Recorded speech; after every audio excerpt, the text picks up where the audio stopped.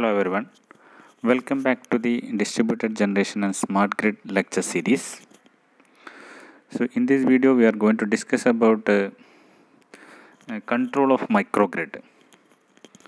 So microgrid requires wide range control to ensure system security, optimal operation, emission reduction and seamless transfer from one operating mode to the other mode without violating system constraints and other regulatory requirements.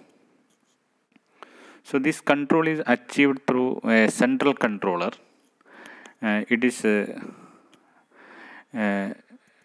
denoted as CC, and the dedicated micro source controller, that is MCs, connected to the micro sources and the storage devices. So the functions of CC and MC we already discussed in our first module.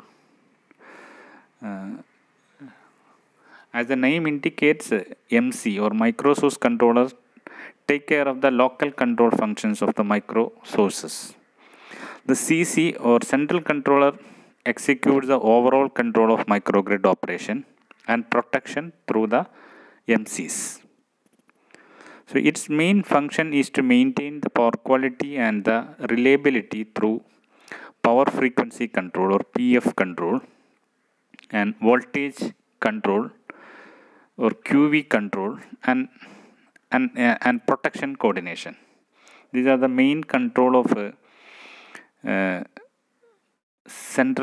main functions of central controller. And this also executes economic generation scheduling of micro sources and helps to maintain the power intake from main utility grid at mutually agreed contract points. So thus the central controller not only coordinates the protection scheme for entire microgrid but also provides the power dispatch and the voltage set points for all micro source controllers to meet the need of consumers. Thus, the central controller ensures the energy optimization for the microgrid and maintain the specified frequency and voltage profile for the electrical loads. So this type of controller is designed to operate in an automatic mode with a provision for manual intervention also. As and when required, we can manually or can also be operated. And it continuously monitors the operation of micro source controllers through the two significance modules, which are known as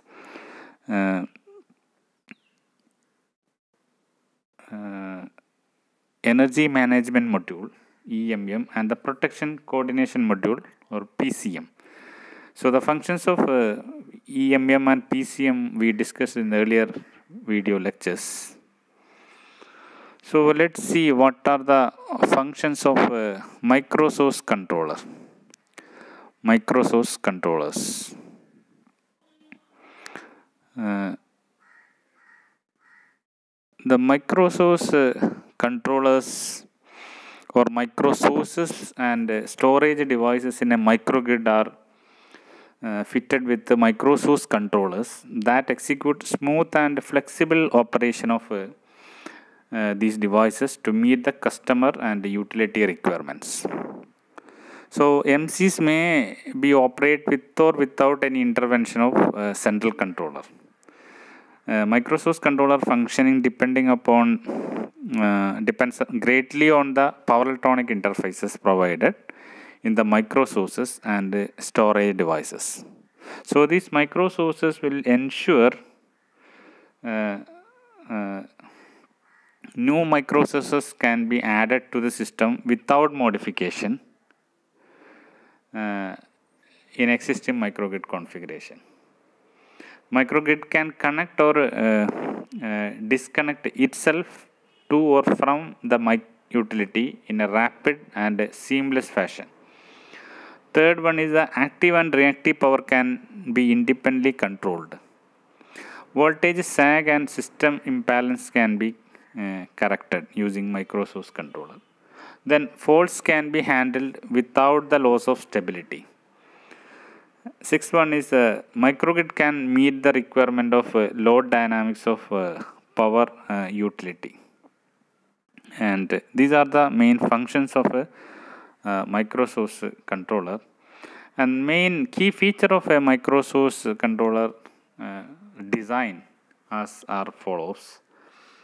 There is no scope for interaction among the microsources without the intervention from CC. Each microsources can be interact with the central controller, but one microsource controller cannot be interact with another microsource controller without the intervention from central controller. This enables each microsource controller to respond effectively to the system changes without requiring data from any other microsource controller or data source. And though the MC is designed to communicate with the central controller and act as per its directives, it would be able to override those CC directives that are deemed unacceptable for its microsource. So these are the two features that can be considered when you are designing the microsource controllers. And control functions of microsource controller. So the built-in control features of a microsource controllers are as given here: active and reactive power control, voltage control, and third one is the storage requirement for fast load tracking, and fourth one is load sharing through PF control.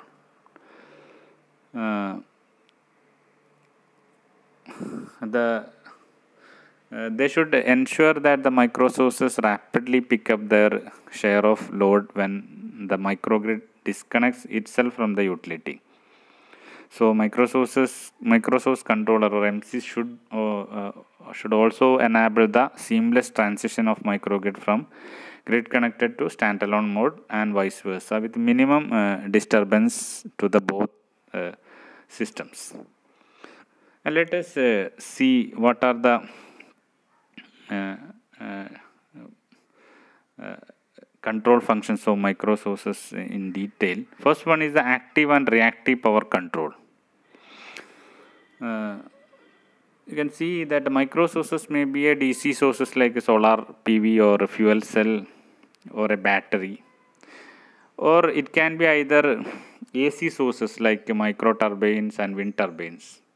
So for the first case, DC power is directly converted into power frequency like 50 Hertz or 60 Hertz. Frequencies 50 or in our India it is 50 Hertz AC. While for the second cases, the AC output at non-standard frequency is first rectified to DC. Like in case of a wind turbine or micro turbine, it is first rectified to DC and then reconverted into power frequency AC through converters. So in both cases, DC AC conversion take place through a voltage source inverter, and that forms the principal component of the power electronic converter. Here you can see that a basic scheme of a typical microsource controller consists of a microsource and the power electronics converter.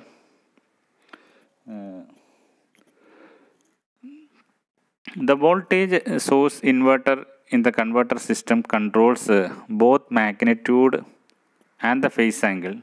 A phase angle here it is written as delta 1 of the output voltage, that is V angle delta 1 at the converter terminal. That is the bus 1 you can see in this figure.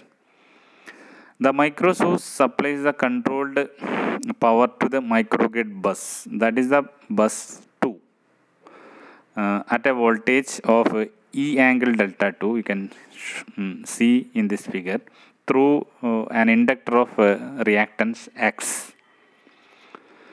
You can see that inductance is denoted as L. Normally, this V angle delta 1 leads E angle delta 2 by power angle delta. That is the difference between delta 1 and delta 2. That is, delta is delta 1 minus delta 2. So, the active power flow that is P, which is controlled by controlling delta, that is usually known as load angle, whereas the reactive power Q is controlled by controlling voltage V. And the controls are based on the feedback loops of output power P and microgrid bus voltage magnitude E, which are related as per the equation given here. You can see the equations of active power P is equal to 3 VE by 2x sine delta, and reactive power is 3 VE by 2x into V minus E cos delta. And so you can see that active power can be controlled by controlling the value delta, and in the second equation the reactive power you can control by controlling voltage V. So these are the basics of active power and reactive power control in micro source controllers. Then voltage control. The voltage control, apart from active and reactive power control, voltage control at the microgrid bus is also needed for the overall stability and reliability of the microgrid. Microgrid with a large number of micro sources may suffer from reactive power oscillations without proper voltage control. Similar to that, for large synchronous generators, voltage control function of microsource controller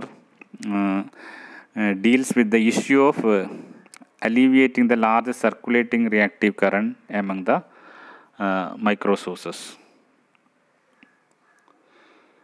So it is necessary to have a voltage control in microgrid. And for the utility, the circulating current is normally restricted by large impedance between the generators, whereas in the case of microgrid, the problem becomes quite prominent as the feeders are mostly radial with a small impedance between the sources. So sometimes these circulating current may also exceed the rated currents of micro sources, even with a small difference in their voltage set point. So the circulating current can be controlled by using voltage reactive power droop controllers, and you can see the droop characteristics of droop controllers here.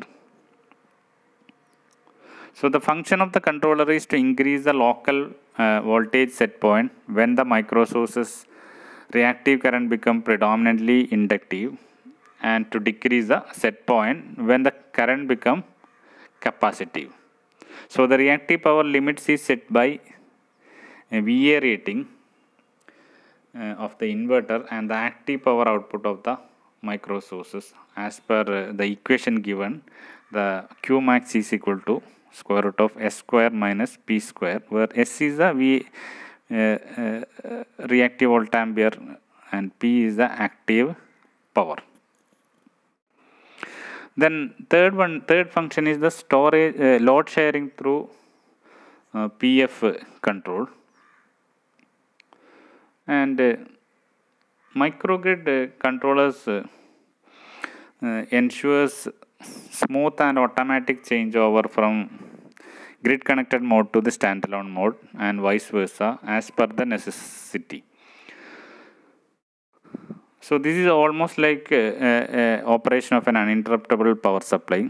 So during the transition to standalone mode, the microsource controllers of each microsource exerts a local active PF control to change the operating point so as to achieve the local power balance at a new loading. So when you are transforming the standalone to grid connected to standalone, you need to achieve the local power balance because the load level will be changed. So the controller actually does this autonomously after proper load tracking without waiting for any command from central controller or neighboring microsource controller. So here you can see a drooping chara PF characteristics used by microsource controller. You can see that during the grid connected mode, microgrid loads are supplied both from main utility grid and microsources depending upon the customer need.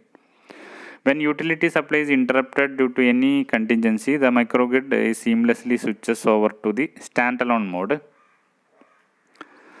During this changeover, the voltage phase angle of the microsource is also changes, leading to a drop in their power output. Hence, the local frequency also will be changes. In which case, each microsources quickly pick up its share of load without any new power dispatch schedule from the central controller. That is a function of a microsource controller, inbuilt function of a microsource controller. So you can see that, for example, so it is assumed that two microsources operated at a common minimum frequency with their maximum capacity, like as shown in here, P1 max and P2 max. In grid connected mode, they operate at a base frequency delivering power at P01 and P02. You can see in figure respectively. So with the change in the load demand, microsource operate at different frequencies, causing a change in relative power angle, and the frequency of operation drift to a lower common value with a different proportion of load sharing. Frequency will change and the proportion of load sharing also will be changed. So this occurs as per the droops of PF characteristics as shown in figure. So, since the droop regulation decreases the microgrid frequency, the microsource controller need to incorporate a control function to restore the operation to a rated frequency with a proper load sharing. You can see the active power versus frequency droop characteristics. Whenever when we are changing from a standalone mode to grid connected mode to the standalone mode, the droop in frequency is occurs like omega naught to omega 1, and the load sharing also will be automatically tracked. That is, now the load sharing is P11 and P12 respectively. So this is done by microsource itself, microsource controller itself. Then fourth one is the storage requirement for fast load tracking. So for grid connected microgrid, the initial power balancing during the connection of new load is taken care by the large inertia of utility generators.